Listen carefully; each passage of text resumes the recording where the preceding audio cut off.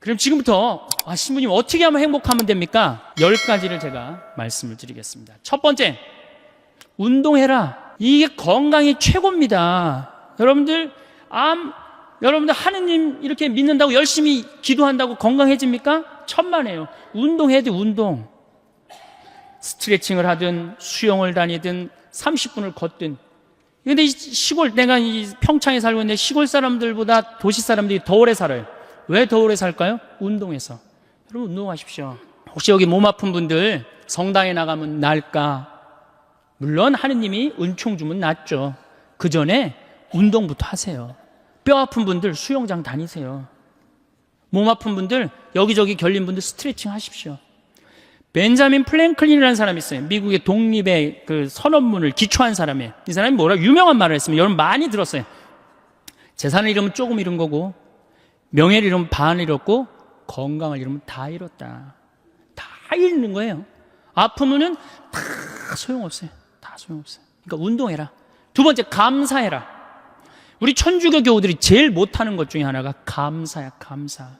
얼마나 감사해. 하느님이 물도 공짜로 주셨죠. 공기도 공짜로 주셨죠. 햇볕도 공짜로 주셨죠. 이 은총 속에 살아가면서도 왜 우리 감사하지 못해요? 저는 매일 평창에서 수원에 있는 어머니 아버지를 향해서 절합니다. 나 빚 없이 구김살 없이 키워주셔서 감사합니다. 또 여러분들 제 목소리 좋죠?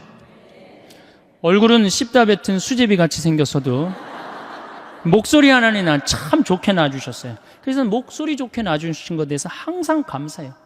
내가 가지고 있는 좋은 거를 늘 발견하려고 해야지 내가 가지지 않은 거를 바라면 불행합니다. 동탄에 땅 사둘 걸 내가 왜 그걸 못 사뒀을까? 집에 갖고 매일 하면은 그 땅이 생깁니까? 안 생깁니다. 내가 가지지 못한 건 여러분들 욕심을 내면 안 돼요. 항상 내가 가지고 있는 것에 대해서 감사해야 돼요. 여러분들 아이가 첫 걸음 걸었을 때 행복했어요? 안 행복했어요? 그것만 기억하라는 거예요. 지금 흰 눈동자 95%, 까만 눈동자 5% 뜨고 확 막 댐비고 소리 지르는 거 그걸 생각하지 말고.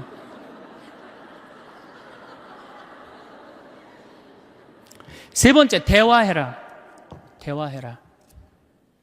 정말로 우리가 대화가 필요합니다. 이제 100년 동안 살 거예요. 여러분들 100년 동안 살 거기 때문에 이 대화가 꼭 필요합니다. 나하고 정신적으로 맞는 사람과의 대화. 이게 굉장히 중요해요. 물론 남편이면 가장 좋죠. 아내면 가장 좋죠. 남편과 아내가 안 된다면 성당에 영적으로 깊은 사람들이 분명히 있을 거예요. 그런 사람하고 친분을 가지세요. 밥 한 그릇 사줘가면서라도 투자하셔야 돼요. 여러분들 인생을 위해서 밥 한 그릇 사줘가면서 깊은 대화를 나눌 수 있는 그런 사람을 많이 가지고 있으면 있을수록 여러분들은 행복하게 살 수 있어요. 맨날 십자가의 길 20번 하루에 내가 해리라 그런다고 행복한 게 아니에요. 네 번째, 공부해라. 자, 여러분들 초등학교 6년, 중고등학교 6년, 대학교 4년, 12년, 16년 동안 공부해서 50살까지 먹고 삽니다. 50살까지. 자, 50살에서부터 100살까지 살려면 어떻게 해야 될까요? 다시 공부해야 돼. 근데 우리나라 사람은 공부를 안 해요. 이게 문제입니다. 큰 문제예요. 공부 안 하는 거. 다섯 번째, TV 시청을 반으로 줄여라. 지금 이 평화방송 중계하고 있는 걸로 알고 있는데 텔레비전이 문제 중에 문제입니다. 현대의 하느님이 누가 하느님이에요? 우리 예수님이 하느님이에요? 저는 예수님이 하느님이라고 생각하지 않아요. 텔레비전님이 하느님이라고 생각해요. 여러분들 거실 정가운데 누가 모셔져 계세요?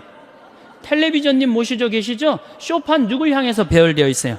텔레비전님을 향해서 배열되어 있어요. 말씀하십시오. 당신 종이 듣고 있나이다. 이러면서 아침에 일어나고 누구한테 제일 먼저 문안 인사드려요? KBS님 안녕히 주무셨습니까? 더 기가 막힌 건 뭔 줄 아세요? 텔레비전님이 주무시기 전에는 절대 안 잡니다. 텔레비전님이 주무셔야지 나 오늘 하루 일과가 끝났구나. 그리고 텔레비전님을 바로 주무시면 나도 바로 불 끄고 주무셔요. 이 기가 막힌 거죠. 이거 현대의 하느님? 하느님 아니에요. 여러분들이 하느님하고 영적인 세계에 빠져들으려고 그러면 텔레비전만 치시면 깊은 세계에 빠져들 수 있어요. 영적인 세계. 아니 하늘만큼 땅만큼 하루만 안 봐도 하늘도 없고 땅도 없는 것 같아요. 아니 하늘만큼 땅만큼 끝나고 무슨 재미로 사나 했더니 미우나 고우나를 해네. 저한테 많은 분들이 그럽니다. 신부님, 그렇게 강의를 많이 다니면서 언제 그렇게 책을 쓰십니까? 텔레비전만 안 보면 책 쓸 시간, 친구하고 대화할 시간, 공부할 시간 얼마든지 있어요. 근데 우리가 텔레비전에 하루에 3시간, 4시간 매달려 있어요. 그러니 우리의 영혼이 망가지는 거예요. 여러분들, 정말로 행복하고 싶으시면 텔레비전을 치시고 그 시간에 공부하고 운동하고 감사하고 대화하시는 거예요. 6번째, 행복하려고 그러면 신앙생활을 해라. 우리 신부님이 천주교 신부면서도 6번째로 미루는 게 좀 섭섭할 수 있을 거예요. 그래도 어쨌든 6번째, 신앙생활을 해라. 이게 우리 천주교가, 제가 욕 많이 했지만 그래도 괜찮은 종교입니다.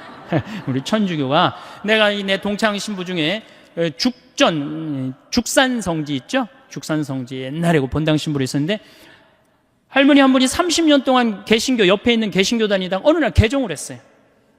개종을 해갖고 성당을 또 열심히 다니는 거예요. 네 할머니가 다리가 딱 부러졌어요. 부러졌는데 택시를 타고 맨날 미사 참여로 오는 거예요. 신부가 그랬어요. 할머니 봉송체도 있고 그러니까 내가 갈 테니까 할머니 돈 들여서 나오지 말아라. 그랬더니 이 할머니 정말 또 명언을 하나 했어요. 신부님 괜찮아요. 내가 이 천주교 다니고 보니까 저 개신교 다닐 때보다 이 천주교 훨씬 싸게 먹히니까 괜찮다.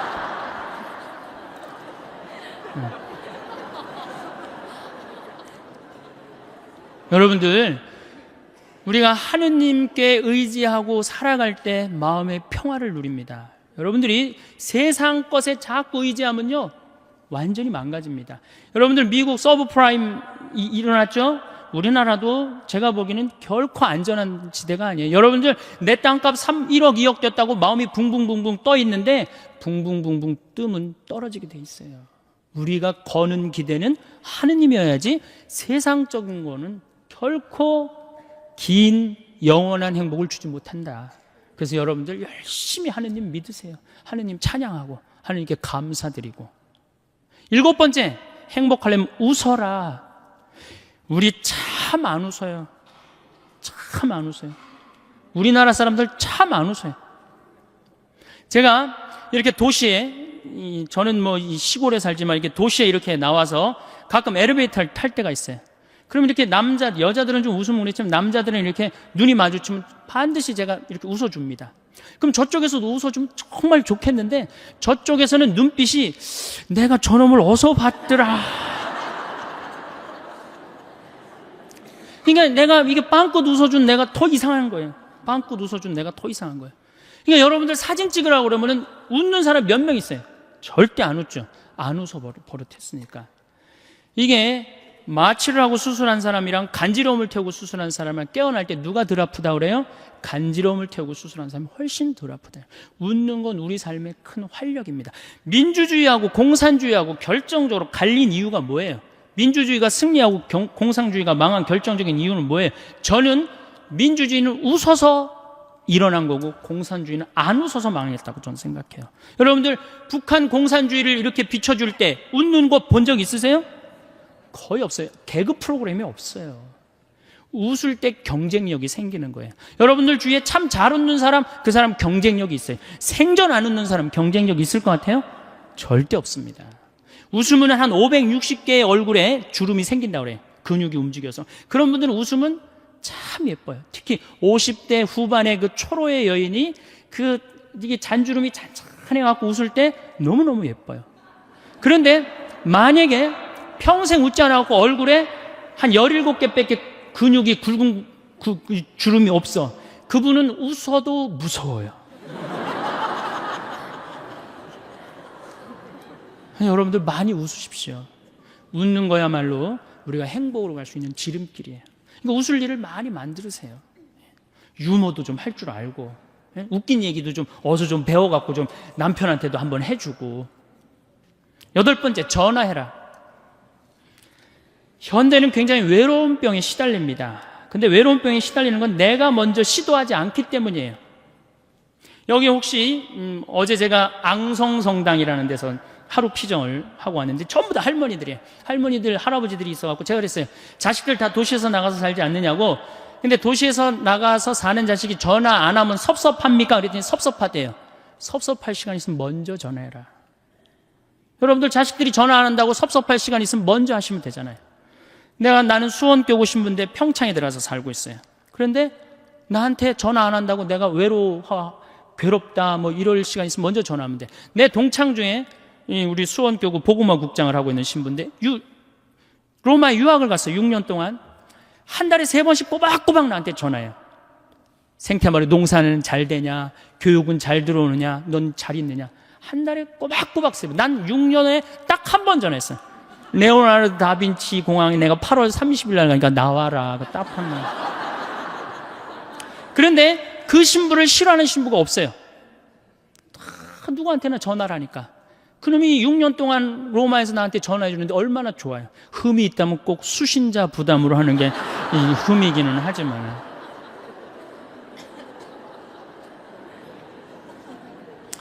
아홉 번째, 자기 자신에게 친절해라. 자기 자신을 사랑하지 않는 사람은 어느 누구도 사랑할 수 없습니다. 이 50대 된 아주머니들을 보면 쌈순이야. 완전 쌈순이야. 자식 보면은 내가 너한테 평생 모든 걸 바쳤는데 왜 서울대학도 못 가고 저 지방 어느 대학 나고 빌빌거리냐고 싸우고, 남편 보면 당신 나한테 해준 게 뭐 있냐고 그러고 싸우고, 시어머니 보면 왜 죽지도 않고 날 이렇게 괴롭히냐고 그러고 싸우고. 왜 쌈순이가 됐을까요? 그 이유는 자기가 행복하지 않기 때문에. 저는 저한테 참 잘합니다. 잘하려고 노력해요. 저는 내가 냉면이 먹고 싶다 그러면 총회장이 사줄래나, 부회장이 사줄래나, 성무회장이 사줄래나 안 기다립니다. 냉면이 먹고 싶으면 내 돈 들여서 내가 사 먹어요. 아니, 총회장이 내가 냉면이 먹고 싶은지 무슨 짜장면이 먹고 싶은지 어떻게 알아요? 그걸 기다리고 언제 앉아 있어요? 여러분들도 여러분들 먹고 싶은 게 있으면 여러분들 돈 들여서 사 먹어요. 그리고 오늘 당장에 애들 학원 먼저 끊어요. 학원 끊고 그 돈 가지고 일단 여행 먼저 갔다 오세요. 그럼 자식한테 절대 원망하지 않습니다. 10번째, 이웃에게 친절해라. 9번째까지 하면은 매력 없는 사람이에요. 근데 우리 천주교 하느님 믿는다 그러면서 얼마나 우리가 정말로 강팍하게 사는지 몰라요. 정말 이 사람들이 매일 십자가 얘기라고 매일 참회 예절하는 사람인가 의심이 갈 정도로 강팍하게 삽니다. 여러분들 1,000원 가지고 괴로워하고 갈등하고 아파해 본 적 있어요, 없어요? 있습니다. 지하철을 탔어요. 갑자기 문이 열리더니 어두운 밤에 캄캄한 이러면서 아니 이 맹인이 이렇게 장님이 이렇게 지나가고 있어요. 그럼 그때부터 괴로워하기 시작하는 거예요. 1,000원을 줘야 되나 말아야 되나. 이게 앞에 지나가면 이제 얼굴이 빨개졌다 하얘졌다 합니다. 이걸 꺼내 아무도 안 주는데 이게 용기가 안 난다. 뒷꼭지 보고 무슨 생각을 하냐면 그래도 1,000원을 줄 걸. 이런 나를 하느님이 보고 무슨 생각을 할 것 같아요? 저걸 천당에 데리고 와야 되나 말아야 되나. 하느님도 똑같이 내가 이웃한테 베푸는 만큼 하느님도 베풀어요. 근데 이놈은 1,000원을 가지고 그렇게 갈등하고 괴로워하고 힘들어하니 그게 무슨 십자가 얘기를 했는데 무슨 소용이 있어요? 사실 제가 신학교 2학년 때 명동에, 저는 수원신학교 졸업했기 때문에 명동에 오면서 갈등을 한 적이 있어요. 아니, 전철에 앉아 있는데 지나가는 거예요. 1,000원을 줘야 되나 말아야 되냐. 굉장히 결국 못 줬어요. 신학교에 가만히 앉아 있는데 기가 막히더라고. 하느님 위해서 모든 걸 내놨대는데 이놈은 1,000원 가지고 이렇게 괴로워하고 번뇌하고 아파하는 내 자신이 너무 한심하더라고요. 그 다음부터 저하고 약속을 했어요. 만나면 무조건 5,000원, 10,000원을 주리라. 1년에 몇 번 만나요? 그 후로 5,000원, 10,000원을 주고 나니까 그렇게 평화로워요. 5,000원, 10,000원을 주고 나니까 그 다음에는 10,000원, 20,000원도 너무너무 쉬워요. 100,000원도 쉬워요. 여러분들 어때요? 내가 시장에 나갔어. 시장에 나갔는데 저기서 이 다리 잘린 분이 고무 타이어하고 끌고 와. 야, 하늘나라의 공덕살 기회가 왔다 하고 내줘야 되는데 무슨 생각해? 제발 내 쪽으로만 오지 말아다오.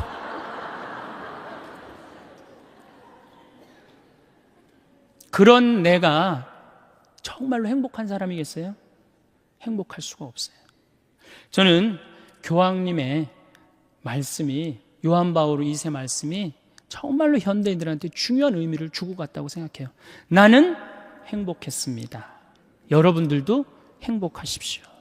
여러분들 행복은 멀리 있는 게 아니에요.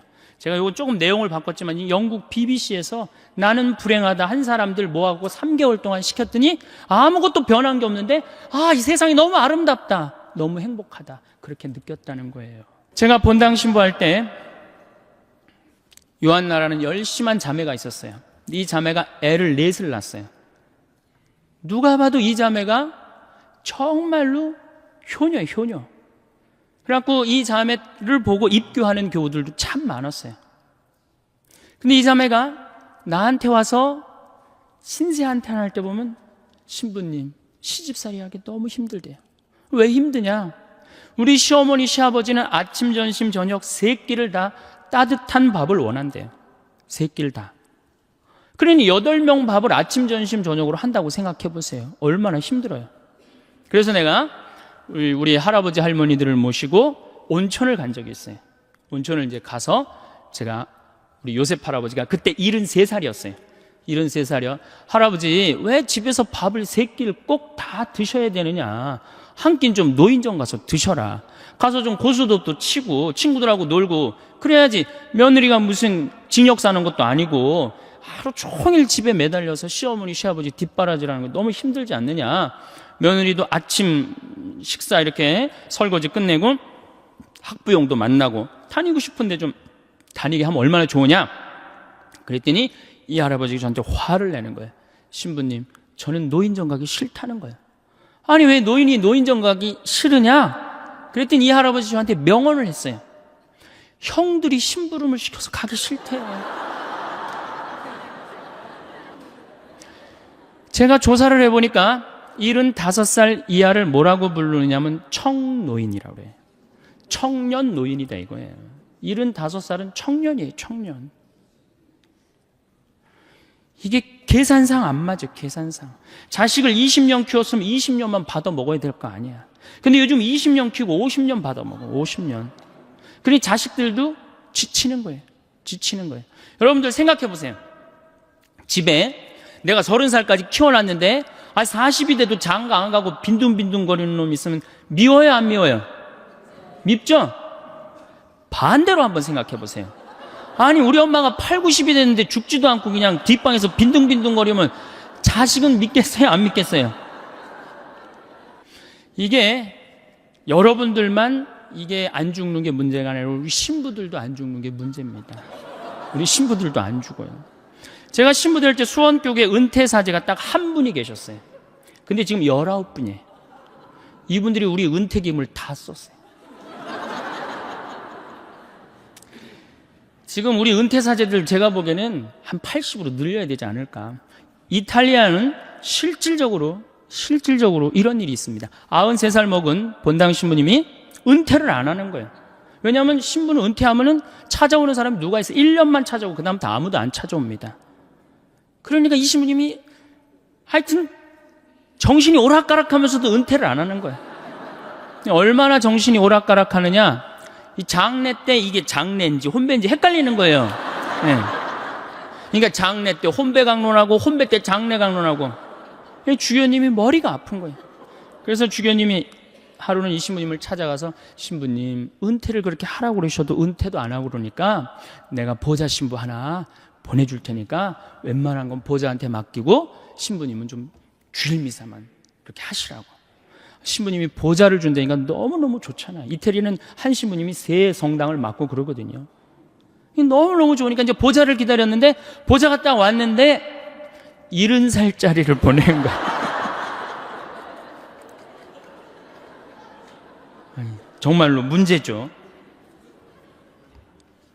자, 왜 제가 늙는다는 것은 70이 되고 80이 돼도 돌아가시지 않는 건 큰 축복입니다. 큰 축복임에도 불구하고 우리나라에는 축복이 아닙니다. 이렇게 오래 살 줄 모르고 있는 돈 없는 돈 누구한테 다 줘버렸어요? 자식한테 다 줘버렸어요. 나이를 먹으면 3가지가 문제예요. 첫 번째 몸이 아프고, 두 번째 친구가 없고, 세 번째 돈이 없어요. 60년 70년 쓰면은 눈도 잘 안 보이고 귀도 잘 안 들리고 허리도 아프고 자꾸 짜증이 나죠. 여기저기 아프니까 짜증이 나고 신경질을 자꾸 부리게 됩니다. 여러분도 한번 생각해 보세요. 70, 80이 됐으면 머리도 하얗고 얼굴도 쭈글쭈글한데 웃어도 현찬을 판국에 거기다 신경질 부리고 짜증 부리면 어느 며느리가 좋아하겠어요? 기가 막히잖아요. 젊은 사람들은 나이 먹은 분들의 고통을 모릅니다. 뭐 때문에 힘들어하는지. 나이를 먹으면 제일 먼저 어디에 문제가 와요? 이에 문제가 옵니다. 어금니가 빠져요. 치과에를 이렇게 가보면 의사가 하는 말이, 할머니 틀니로 하려면 300만 원, 걸으려면 500만 원, 임플란트로 하려면 3천만 원입니다. 그 돈 있어요, 없어요? 이렇게 오래 살 줄 모르고 있는 돈 없는 돈 자식들한테 다 줘버렸는데. 그러니까 이제 설, 얼마 전에 설이 지났잖아요. 설 한 달 전에 아들한테 전화를 합니다. 얘야, 내가 요즘 이가 아파갖고 소화도 안 되고 골도 아프고 잠도 안 온다. 그럼 이 아들이 딱 알아들어야 되는데, 여기 지금 40대 되신 분들, 여러분들 어머니 아버지 이 어금니 몇 개 빠진 거 아는 분들 계세요? 없습니다. 그러니까 이 아들이 뭐라고 그러냐, 어머니 소금으로 양치하세요. 그래, 소금으로. 헬 이빨이 있어야지 해든지 말든지 해야지. 아들은 모르는 거, 어머니 어금니가 있는지 없는지. 그래갖고 이제 2주 전에 이제 아들이 어머니 이 없으신 거 아니에요? 제가 해드릴게. 이러면 참 마음이 편안하겠는데 소금으로 해려니 이제 속이 끓는 거죠. 한 번 또 전화를 합니다. 내가 요즘 이가 더 아파갖고 소화도 안 되고 정말로 잠도 안 온다. 어머니 왜 내 말을 이렇게 안 들으세요? 소금으로 하라니까. 그래갖고 설날갖고 용돈을 주고 가는데 딱 10만 원을 딱 주고 가면은 이게 이제 우라통이 터지는 거예요. 어디 가서 얘기하긴 창피하고 자식 욕먹이는 것 같고 자기 자존심 상하고, 누굴 찾아오냐면 본당 신부를 찾아옵니다. 신부님, 내 말 좀 들어보세요. 그러면 이 할머니들이 내 말 좀 들어보라고 그러면은 아들이 이 안 해준 얘기만 하면 제가 다 알아들어요. 근데 이제 70, 80 된 할머니들이 내 말 좀 들어보라고 그러면 꼭 어디서부터 시작하냐면 대동아 전쟁부터 이제 시작을 해요. 거기부터 이제 시작을 해야지 이제 마음이 풀리는 거예요. 신부님, 내가 대동아 전쟁에 시집을 와갖고 노숙갈 뺏긴 얘기, 공출 당한 얘기, 뭐 시집살이 한 얘기, 그래갖고 신부님이 이제 해방이 됐어요. 해방. 이빨 얘기 나오려면 아직 멀었어. 이제 해방된 거예요. 해방. 네. 그래갖고 좀 살만 했더니 글쎄 6.25가 터지지 않았어요. 1.45 때 고생한 얘기. 그리고 이제 53년부터 62년까지 똥구멍이 찢어지게 가난한 얘기를 합니다. 할머니, 똥구멍이 찢어지게 가난한 게 뭐예요? 신부님, 말도 마십시오. 전쟁 끝나고 먹을 거 아무것도 없는데 9월에 이제 추수를 하면 먹을 게 2월에 떨어진다는 거예요. 보리는 5월에 피는데 이 식구는 한둘도 아니고 이게 다 먹고 살아야 되는데 먹을 게 어디 있어? 그러니까 풀뿌리 캐서 먹고 산 나물 캐서 먹고, 이제 그것도 이제 모자라면은, 배가 고프 모자라면 제일 요깃거리가 소나무 껍질이래. 안에 속껍질. 그걸 이렇게 껍질을 벗겨갖고 말리면은 이제 물기가 말라지면은 그거를 갈아갖고 국에다 넣어서 먹는데요. 그럼 그렇게 배가 부르대요. 근데 이 소나무 껍질이 야채랑 과일의 섬유질하고는 질적으로 틀립니다. 이거는 들어가면은 수분이 쫙쫙 빠져갖고 딱딱하게 굳는 거예요. 그래갖고 대장에 가면 돌덩어리가 되는 거예요. 소나무 껍질이. 그러니까 이게 딱딱한 돌덩어리를 빼내니 똥구멍이 찢어지는 거죠. 똥구멍이 찢어지게 가난하게 고생한 얘기. 그래갖고 논 팔고 소 팔고 이렇게 해갖고 내가 내 자식을 이렇게 키워놨는데 나 늙었다고 이렇게 내 이해 하나 해주지 않는다고. 신부님, 나 인생 헛살았다. 불행한 거죠. 불행한 거죠. 인생 헛살았다. 신부님, 억울해서 못 살겠다. 그 얘기를 합니다. 자, 이렇게 몸이 아파요. 그 다음에 친구가 없어요. 나이를 먹으면은 자꾸 줄어듭니다. 떠나가고 죽고. 그리고 내가 한번 친구한테 얻어먹었으면 그 다음에 또 사야 되는데 내가 돈이 없어. 그러면은 안 만나게 되는 거예요. 자꾸 자신감이 없고 방 안에 있는 거예요. 그러니까 우리나라 노인들은 너무너무 불쌍한 거예요. 외롭고. 거기다 이제 속까지 좁은 거죠. 왜? 누가 친구야? 뒷방에 벽이 내 친구야. 인생 복귀하는 거 매일 앉아서 대동아 전쟁부터 쫙. 그러니 한숨 한 번 쉬고 벽 한 번 쳐다보고 한숨 한 번 쉬고, 그러니까 속 좁죠. 짜증 부리죠. 신경질 부리죠. 얼굴 쭈글쭈글하죠. 머리 하얗죠. 이런 시어머니 90까지 모시고 산 며느리 있으면은 장례미사 끝나자마자 본당 신부가 할 일이 있습니다. 교황청에 연락해서 그 며느리 바로 시성식 해줘야 돼. 대단한 며느리입니다. 대단한 며느리. 끝으로 돈이 없어요. 이게 제일 문제입니다. 나이를 먹어갖고 돈이 있으면은 어떻게 해요? 절대 괄시 안 받습니다. 근데 돈이 없으니까 한 60, 70까지는 효심으로 하지만 80, 90 넘어가면 효심으로 못 합니다. 그때는 사랑으로 해야 되는데 우리는 사랑도 없어요. 사랑도. 제가 이 불란서 쌍젤리제 거리를 이렇게 밤에 가보니까 거기에 쫙 있는 분들이 할머니들밖에 없어요. 할아버지들밖에. 와인 한 잔 시켜갖고 탁 팔짱 끼고 나와서 음악 듣고 집시들이 연주하면 1유로 탁 내고. 젊은 사람 하나도 없어요. 젊은 사람. 작년에는 제가 재작년이네. 오스트리아 비엔나를 갔다 왔어요. 갔다 왔는데 거기 비올라 공부하는 친구랑 제일 맛있는 음식점이 시청 근처래요. 그래서 거기 가서 먹자. 17명이 밥을 먹는데 15분이 할머니, 할아버지. 2명만 젊은 사람이에요. 야, 젊은 사람이 다 어디 갔느냐? 신부님, 제가 밥 먹고 젊은 사람이 있는 데를 알려드리겠습니다. 밥을 먹고 공원을 딱 갔는데 거기에 젊은 애들이 우유 하나, 빵 조각 하나로 전심을 때우는 거예요. 그 젊은 애들 천재. 우리나라 명동은 어떻습니까? 누구 천재예요? 이게 뭐가 잘못된 거죠. 젊은 애들이 돈을 벌었어요. 사회를 위해서 공헌한 게 있어요. 근데 이 정말로 평생 이 나라를 위해서 공헌하고 돈 벌고 자식 키운 할머니, 할아버지는 명동에서 찾아볼 수 없고 젊은이만 득실득실하니 이 나라 거꾸로 가는 거 아니에요?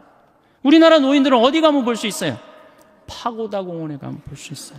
완전히 거꾸로 돼 있는 거예요. 완전히. 그러니까 이게 문제죠. 여러분들 뭔가 심각한 걸 못 느껴요? 우리 사회가 이게 뭔가 뒤집어져도 완전히 뒤집어진 거 못 느끼세요? 자식들한테 그렇게 잘해주는 나라 없어요. 일본만 해도 대학 들어가면 아버지가 손을 잡고 은행에 갑니다. 누구 이름으로 대출받아요? 아들 이름으로 대출받습니다.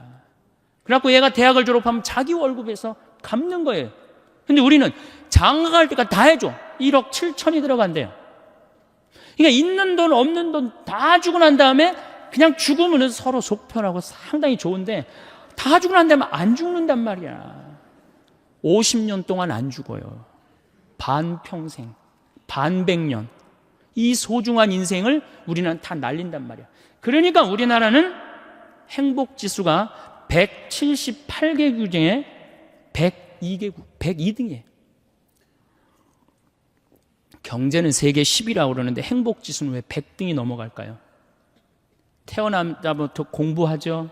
입시지옥에 시달리죠. 부모들은 아파트에, 애 학원비에, 등록금에, 노인들은 있는 돈 없는 돈 자식들한테 다 줘갖고 행복하지 않아요. 그럼 정말로 성당에 오면 행복하냐? 여러분들 성당에 오면 어떻게 행복하세요? 제가 항상 이렇게 강의를 다닐 때 보면은 이 이상한 대답이 나와요. 지금과 같은 대답이. 저는 그렇게 생각하지 않아요.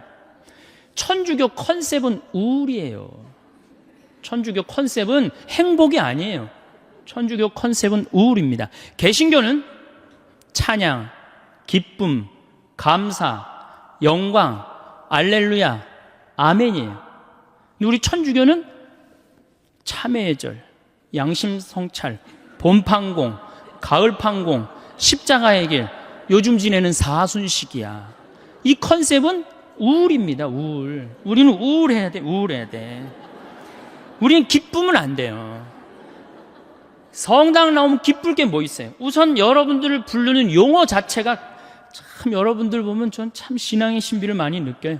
용어 자체가 뭐냐? 신자야. 이거 뜻을 풀이하면 믿을 신의 놈자자예요.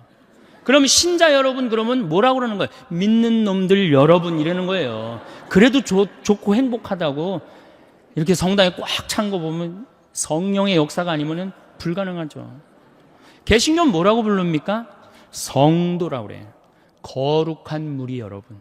믿는 놈들 여러분. 거룩한 무리 여러분. 틀리지 않아요? 예?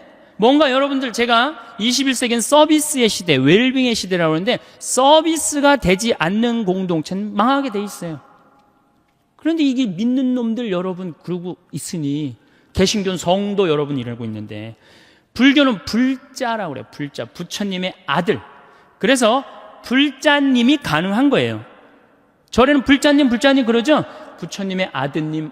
여러분들 신자님 이런 소리 들어본 적 있어요? 들어본 적 없죠? 그러니까 이 불자님들은 이런 극 서비스를 받으니까 시주를 하면 얼마를 하느냐? 한 번 하면 10만 원에서 100만 원 합니다. 거룩한 무리들은 한 번 하면 10,000원에서 10만 원 합니다. 믿는 놈들은 1,000원만 하면 되는 거야. 그러니까 천주교 교우들 헌금 안 낸다고 욕할 필요 하나도 없다는 거예요. 정말로 우리 교회가 교우들을 정말로 감동을 시켜주고 서비스를 해준다면은 전 교우들 헌금 많이 된다고 믿습니다. 네. 그래서 이 로리 베리 존슨이라고 최고 경영자 CEO라는 책을 쓴 개신교 미국의 그 컨설팅 회사 사장이 있어요. 그분이 예수님이 서비스의 CEO라는 거예요. 섬김의 CEO. 예수님이 이 세상에 오셔서 뭐라 그랬어요? 나는 섬김을 받으러 온 것이 아니라 섬기러 왔다. 마태복음 20장에 나오는 얘기예요. 또 마태복음 23장에 너희 중에 높은 자리에 앉고 싶으면 어떻게 해라? 낮은 자리에 가서 섬겨라. 이게 예수님이 마지막 날 그것도 모자라서 최후의 만찬 때 내 뜻을 이 친구들이 모르면 어떻게 할까? 마지막으로 보여주신 행동이 제자들의 발을 씻겨주는 거예요. 종이 돼서 섬긴 거예요. 내가 너희들을 섬겼듯이 너희들도 서로 어떻게 해라? 섬겨라. 그런데 우리는 섬기는 모습을 어디 가도 볼 수가 없어요. 우리 교회는 명령하고 통치하고 다스리는 면이 훨씬 큽니다. 섬기는 것보다는. 저는 얼마 전에 개신교 목사님들 헌금 무슨 세금 안 낸다고 막 큰 교회들 막 두들겨, 저기 막 언론에서 그랬죠? 막 두들겼죠? 그런데도 거기에 3만 명, 5만 명 왜 맨날 올까요? 와서 행복하기 때문에. 내가 목사님이 그러는 거 상관없어요. 내가 와서 너무너무 행복해. 너무너무 기뻐. 그들은 일주일 내내 스트레스를 받아도 교회 가면 그 스트레스를 다 풀어. 근데 우린 일주일 내내 스트레스 받아도 성당 가도 또 스트레스 받는 경우가 많다 이거예요. 신부님 강론이 참, 뭐 저도 신부지만은 좀 그렇죠? 네. 우리 여기 대부분이 지금 여성들인데, 시아버니 호랑새요, 시어머니 꾸중새요, 동생 하나 한림새요, 한량새요, 신우 하나 뾰족새요, 시아집이 뾰중새요, 남편 하나 미련새요, 자식 하나 우는 새요, 나 하나만 썩을 셀새. 이 며느리들이 이렇게 스트레스를 받고 살아요. 귀 먹어서 3년이요, 눈 어두워서 3년이요, 말 못해서 3년이요. 석 3년을 살다 보니 배꼽 같던 내 얼굴 호박꽃 다 되었네. 3단 같던 내 머리 비사리 춤이 다 되었네. 비단 같던 내 고운 손결 오리발이 다 되었네. 이게 우리 며느리들의 아픔이고 고통이에요. 그래갖고 그냥 스트레스를 받아갖고 주일날 하루 이렇게 와서 좀 앉아서 위로를 받고 박수도 치고 좀 이게 좀 이렇게 좀 하려고 그러는데, 우린 시작할 때부터 어떻게 해요? 미사 시작할 때부터 내 탓이요, 내 탓. 미치는 거죠. 이게 안 미치겠어요, 여러분들? 그러니까 이 성가 소리를 들어보면요, 정말 기가 막혀요. 이게 우울의, 우리 천주교 우울의 이 표상이 이 성가인데, 그 중에 최고의 성가가 주여 임하소서예요. 얼마나 정말로 우울하게 부르는지 몰라요. 주여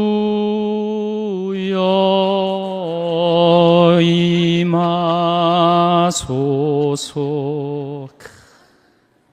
기쁠 게 뭐 있어요. 그냥. 개신교는 4분의 3박자로 부릅니다, 이 노래. 주여 임하소서 내 마음에 암흑에 헤매는 한 마리 양을, 이렇게 부르잖아요. 근데 우리는 이거를 청승을 떨면서 불러요.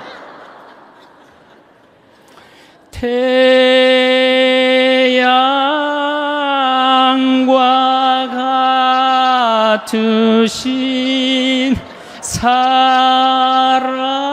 이거 뭐 여기에 무슨 뭐 찬양이 있고 경배가 있고 영광이 있어요. 미사하고 나면 힘이 하나도 없는 거야.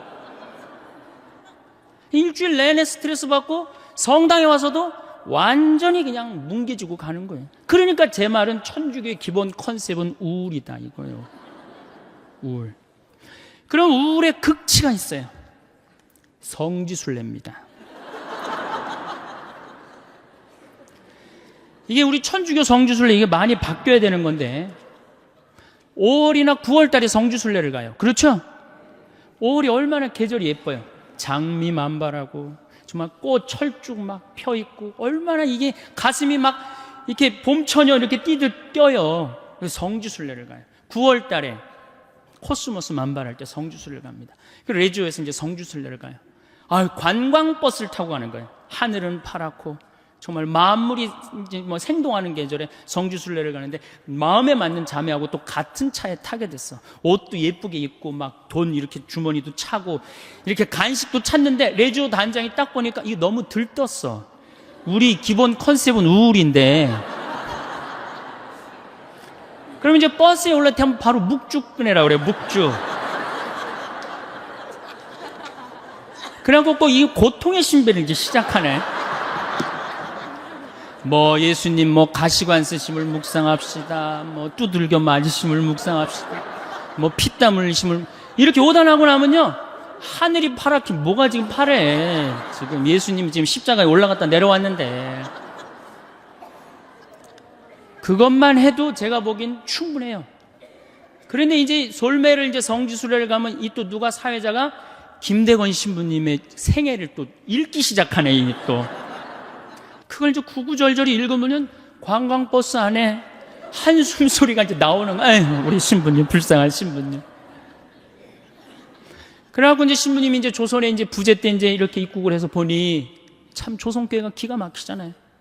신부 없이 39년에 다 돌아가셨으니 목자 없이 몇 년을 지낸 거예요. 성사를 했나, 미사를 영했나, 세례를 받았나. 그런데 빨리 내가 이 신부님들을 모셔와야 되겠다. 배를 타고 떠나는데 12m짜리 배를 타고 떠납니다. 이 어부들이 김대건 신부님이 해양법을 아는 줄 알았어요.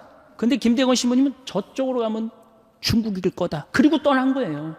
그러니 고생을 얼마나 했겠어요. 정말 대단한 분이죠. 그래갖고 그냥 20일 동안 먹지도 못하고 난파를 당합니다. 노도 떨어지고 뭐 닷도 그냥 없어지고 하여튼 기적으로 이제 상황에 도착해갖고 신부님 서품을 받고 다시 돌아오죠. 똑같이 고생을 하는데 왔는데 제주도네.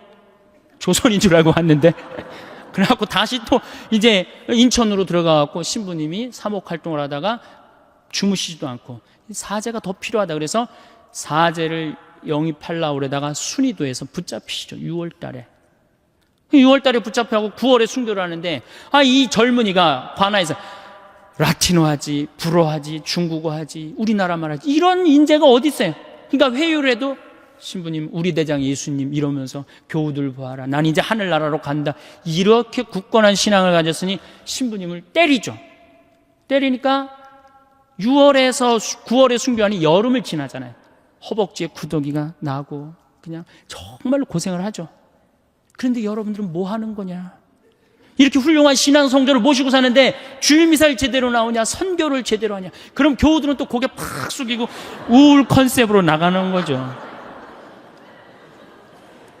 자, 장하다 순교자 합시다. 장하다 장송, 그러니까 장례차가 가는 거야. 관광버스가 아니라.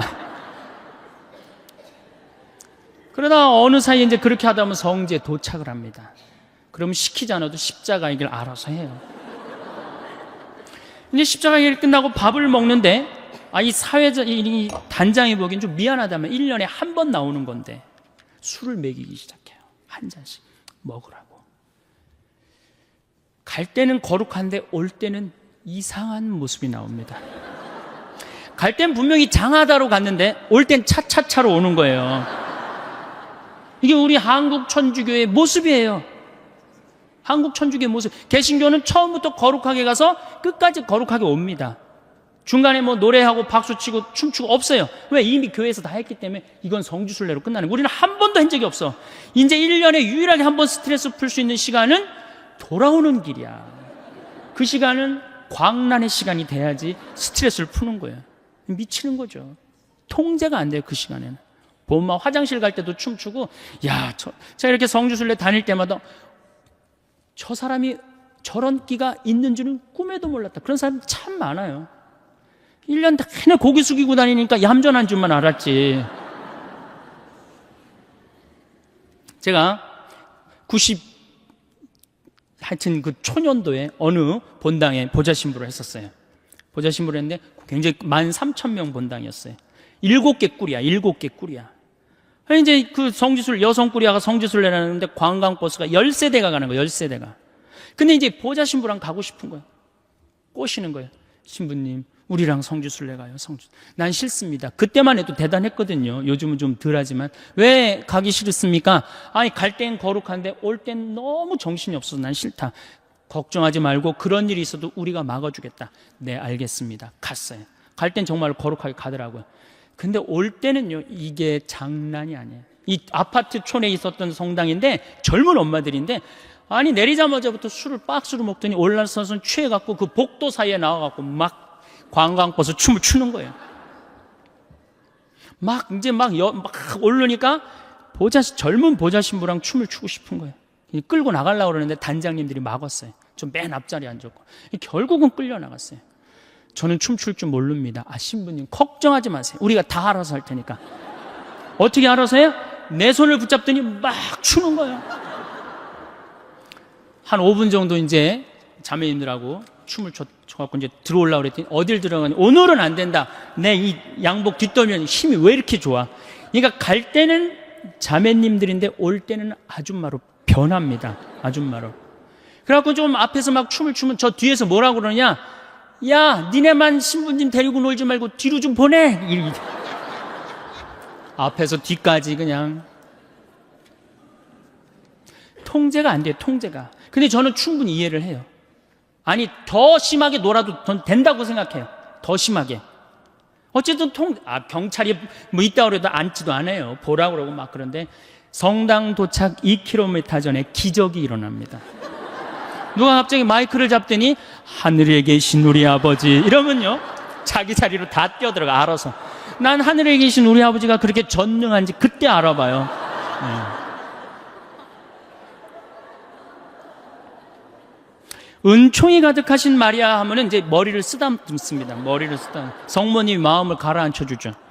영광이 하면요 다시 우울 컨셉으로 돌아갑니다. 아니, 누가 하느님을 믿으면서 그렇게 우울하라고 그랬어요? 누가 하느님을 매일 성체를 영하면서 누가 그렇게 우울하게 살라고 그랬어요? 여러분들, 예수님께서요, 첫 강론, 당신이 구원 사업의 첫 강론이 뭐였느냐 하면은, 구약성서는 해지 말아라, 이거 하면 안 된다, 저거 하면 안 된다, 이렇게 하면 안 된다, 맨 해지 말아야 했는데, 예수님의 첫 강론은 뭐였냐면 해라요. 해라. 어떻게 해라?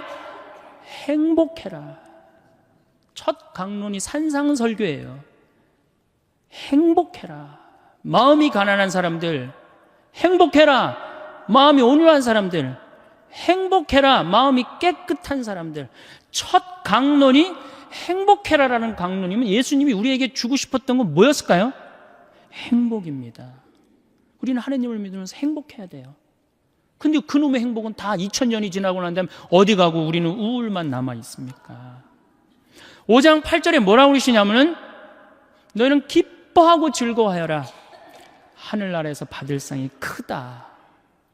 이 기가 막힌 예수님의 강론을 우리는 왜 까먹고 사는지 몰라요. 이걸 이어받은 사도 바오로가 데살로니가전서 5장 16절에 뭐라고 그래요? 항상 기뻐하시오. 항상 감사하시오. 항상 기도하시오. 이랬잖아요. 근데 우리는 늘 우울해요. 그래서 이게 지금 3시간짜리 강의인데 제가 1시간으로 줄인 겁니다. 제가 어디 강의를 갔는데 강의가 끝나고 난 다음에 어느 중학교 선생님이 저를 찾아왔어요. 신부님, 우리 학교에 큰일이 났습니다. 뭐 이렇게 큰일이 났습니까? 그랬더니 남자 학부형들이 대책회의를 한대요. 무슨 대책회의를 하냐? 1등부터 10등까지는 여자아이들이 하고 11등부터 남자아이들이 한대요. 그래갖고 어떻게 하면 우리 아들을 10등 안으로 집어넣을 수 있을까? 그 대책회의를 한대요. 그래서 21세기는 정말로 여성의 시대다.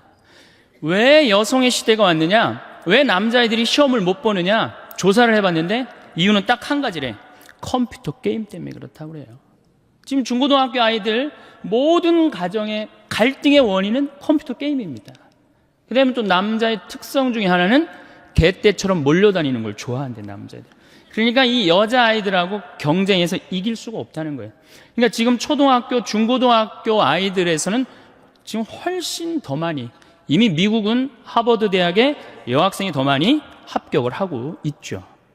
이렇게 살기 좋은 세상에 왔는데 우리나라 여자들은 사회에 참여하지 않습니다. 16대 국회의원 때 우리나라 여성 국회의원이 16명이었어요. 300명 중. 17대 39명이었어요. 10% 겨우 넘었습니다. 스웨덴은 47%, 덴마크는 28%. 그러니까 잘 사는 나라일수록 어때요? 여성의 사회 참여율이 높습니다. 근데 우리나라는 이렇게 살기 좋은 세상에 왔는데 우리나라 여성들은 사회에 관심이 없어요. 엎어지든 뒤집어지든 대운하가 되든 말든 그게 그렇게 중요하지 않습니다. 정말 중요한 건 뭐예요? 자식 교육. 여기에 미쳐 있어요. 또 하나, 텔레비전. 이 두 가지에 미쳐 있어요. 이게 정신이 없는 거예요. 이 자식 교육을 보면은 우리나라 여성들이 얼마나 자식 교육에 미쳐 있느냐 하면은 요즘 엄마들은 애를 하나밖에 안 놓잖아요.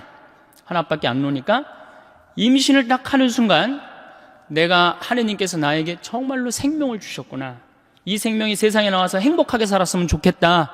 이 자연을 마음껏 누리고 살았으면 좋겠다. 이런 생각 안 합니다.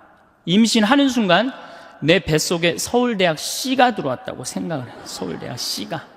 이 C를 잘 꼽혀갖고 서울대학에 집어넣어야 된다고 생각을 해요. 그래서 이 C한테 글자를 가르치기 시작합니다. 도화지에 이렇게 써놓고 대한민국, 대통령, 판사, 좋은 건 다. 요즘은 2개 국어를 할 줄 안다고 애들이 뱃속에서 알아듣는다고 영어로 How are you today, my baby? It's cold. 요즘 춥다 이거죠. 그리고 영어로 얘기를 한다는 거예요. 그러니까 얘는 뱃속에 있으면서부터 교육을 받습니다. 이걸 뭐라고 그러냐면 태교라고 그러죠.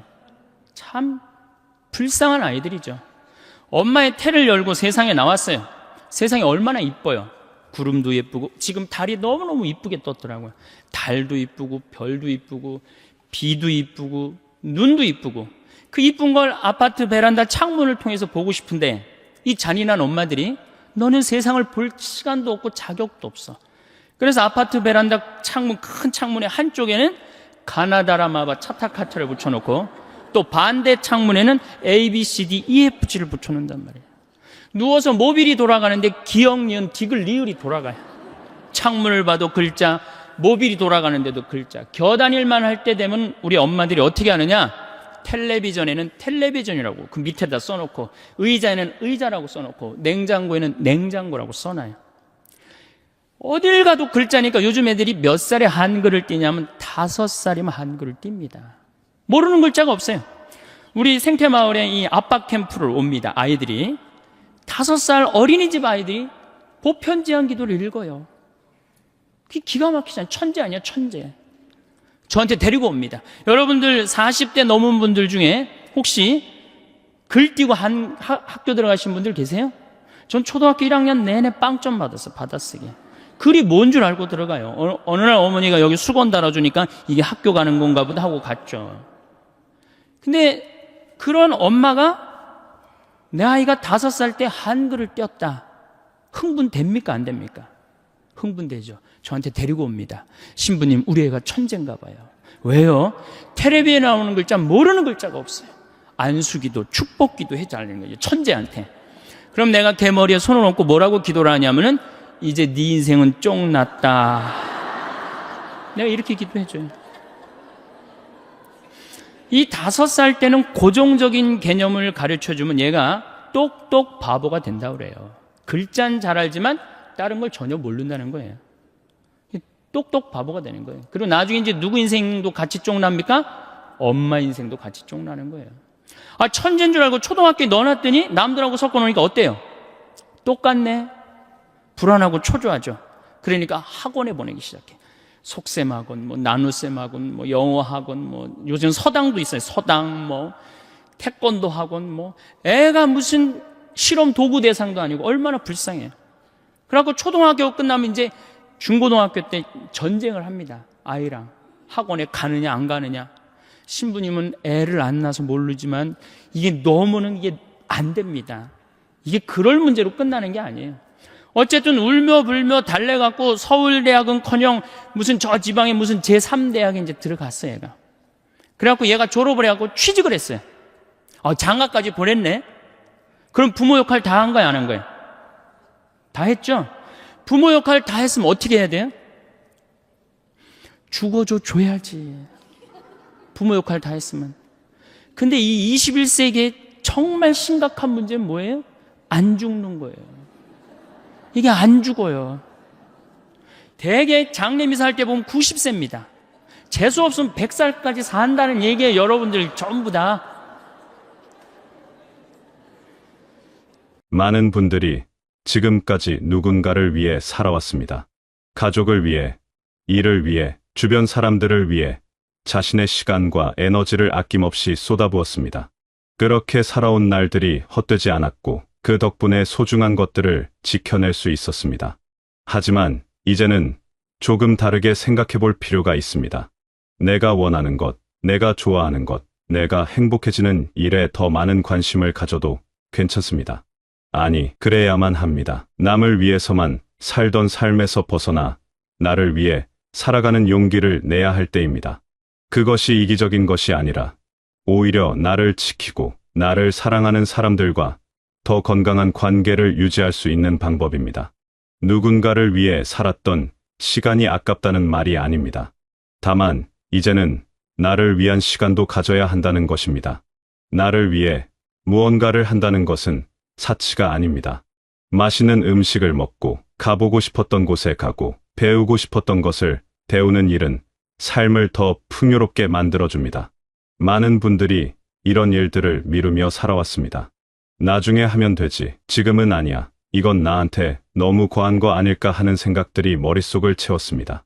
하지만 그 나중은 언제일까요?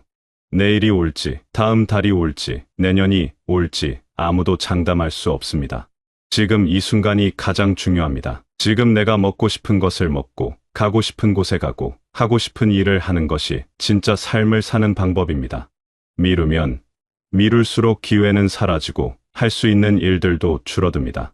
나에게 투자하는 것은 단순히 물질적인 것만을 의미하지 않습니다. 마음의 평화를 찾는 것, 새로운 경험을 하는 것, 즐거움을 느끼는 것 모두가 나를 위한 투자입니다. 가끔은 아무 이유 없이 꽃을 사도 좋고 맛있는 과일을 사서 먹어도 좋습니다. 조금 비싸더라도 편한 신발을 사고 마음에 드는 옷을 입는 것도 나를 위한 선택입니다. 이런 작은 결정들이 모여 삶의 질을 높여줍니다. 내가 행복해야 주변 사람들도 편안해집니다. 내가 웃어야 가족도 웃고 친구들도 즐겁습니다. 행복은 전염되는 것이니까요.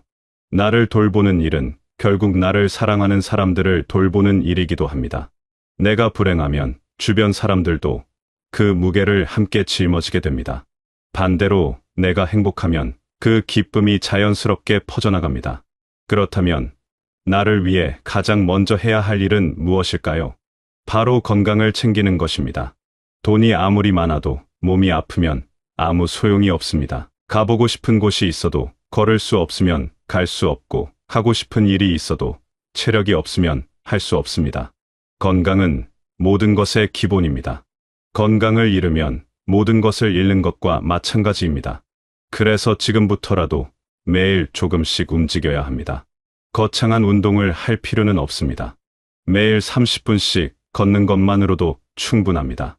집 근처를 천천히 산책하거나 공원을 한 바퀴 도는 것만으로도 몸은 달라집니다. 걷기는 가장 쉽고 가장 안전하며 가장 효과적인 운동입니다. 가벼운 근력 운동도 도움이 됩니다. 집에서 할 수 있는 간단한 스트레칭이나 맨몸 운동만으로도 근육을 유지할 수 있습니다. 계단을 오르내리거나 의자에서 일어섰다 앉기를 반복하는 것도 좋은 운동이 됩니다. 중요한 건 매일 규칙적으로 하는 것입니다. 한 번에 많이 하려고 하지 말고 조금씩 꾸준히 하는 것이 훨씬 효과적입니다. 몸이 건강해지면 마음도 건강해집니다. 움직이고 나면 기분이 좋아지고 잠도 잘 오고 식욕도 좋아집니다. 하루의 리듬이 생기면서 삶이 더 활기차게 느껴집니다. 운동은 단순히 몸을 움직이는 것이 아니라 삶 전체에 활력을 불어넣는 일입니다. 식사도 중요합니다. 혼자 먹는다고 대충 먹지 말고 제대로 챙겨 먹어야 합니다. 세 끼를 규칙적으로 먹고 영양소를 골고루 섭취하는 것이 중요합니다. 특히 단백질을 충분히 먹어야 근육이 유지됩니다. 고기, 생선, 달걀, 콩류 등을 매 끼니마다 적당히 먹는 것이 좋습니다. 채소와 과일도 빠뜨리지 말아야 합니다. 몸에 필요한 비타민과 미네랄을 공급해주기 때문입니다.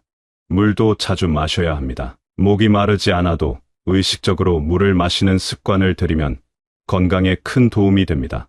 하루에 6잔에서 8잔 정도 마시는 것이 적당합니다. 식사를 거르지 않고 제때 먹고 골고루 먹는 것이 건강의 기본입니다. 수면도 신경 써야 합니다. 잠을 잘 자야 다음 날 활기차게 보낼 수 있습니다. 밤에 잠이 오지 않는다면 낮에 더 많이 움직이고 저녁에는 자극적인 것을 피하는 것이 좋습니다. 정해진 시간에 자고 일어나는 규칙적인 생활이 수면의 질을 높여줍니다. 잠자리에 들기 전에 핸드폰을 보거나 TV를 보는 것도 수면에 방해가 됩니다. 침실을 어둡고 조용하게 유지하고 편안한 온도를 유지하는 것도 중요합니다. 건강을 챙기는 일은 지금 당장은 귀찮고 힘들게 느껴질 수 있습니다. 하지만 이것이야말로 미래의 나를 위한 가장 확실한 투자입니다. 앞으로 10년, 20년을 어떻게 보낼지는 지금 내가 어떻게 몸을 관리하느냐에 달려 있습니다. 건강만큼이나 중요한 것이 관계입니다. 사람은 혼자 살 수 없습니다. 함께 이야기하고 웃고 시간을 보낼 사람이 필요합니다. 그런데 관계는 저절로 유지되지 않습니다. 자연스럽게 만나는 일이 줄어들고 서로 연락하는 횟수도 줄어듭니다. 이럴 때 누군가가 먼저 손을 내밀어야 합니다. 그 사람이 바로 여러분이 되어야 합니다. 기다리기만 해서는 아무것도 바뀌지 않습니다. 먼저 연락하는 것이 부담스럽게 느껴질 수 있습니다. 괜히 폐를 끼치는 건 아닐까, 상대방이 귀찮아하는 건 아닐까 하는 걱정이 앞섭니다. 하지만 대부분의 사람들은 연락을 받으면 기뻐합니다.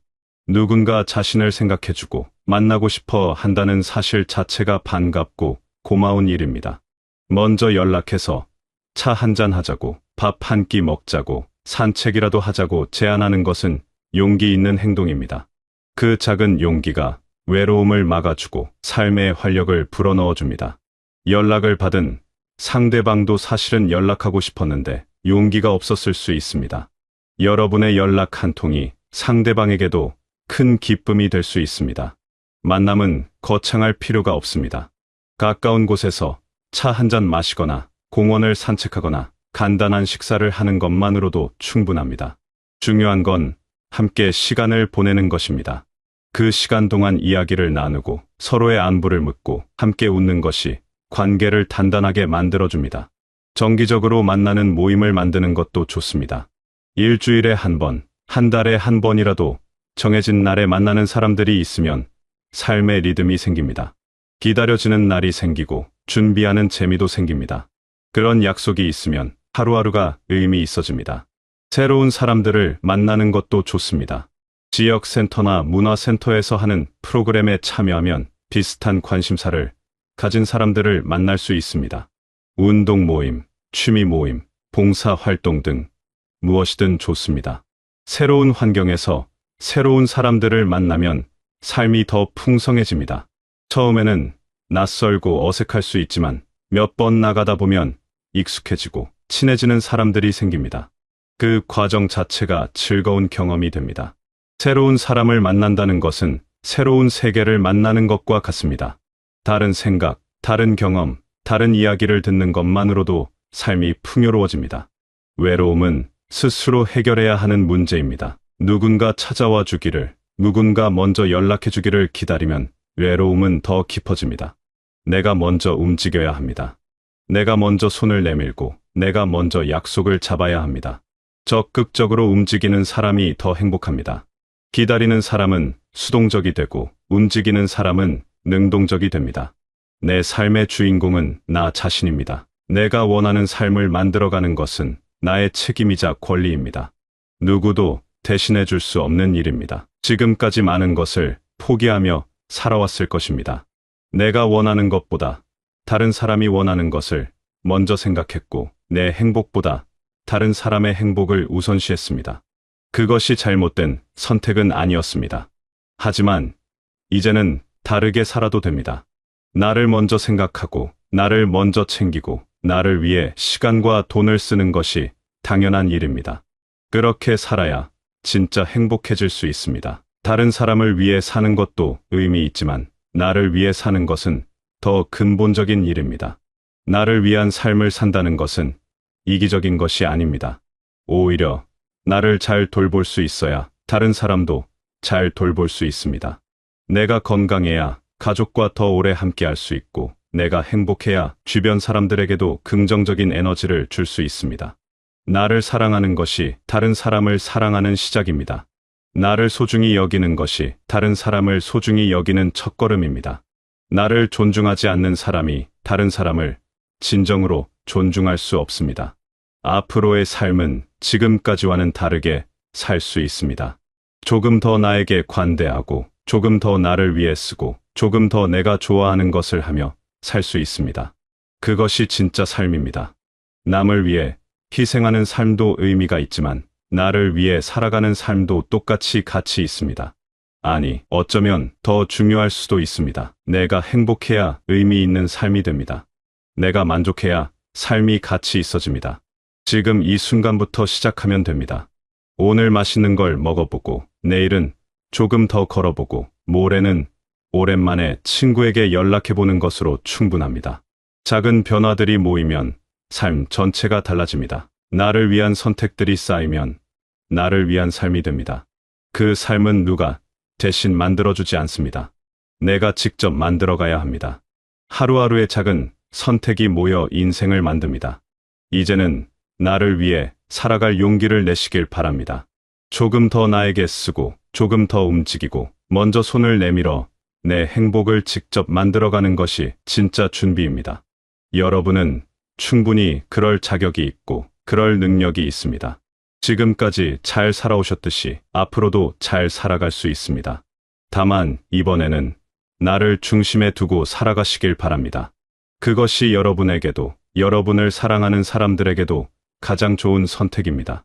나를 위한 삶을 시작하는 용기를 내시고 매일 조금씩 나를 위한 선택을 하시며 행복하고 건강한 날들을 만들어 가시길 바라겠습니다. 시길 바라겠습니다. 시길 바라겠습니다. 시길 바라겠습니다. 시길 바라겠습니다.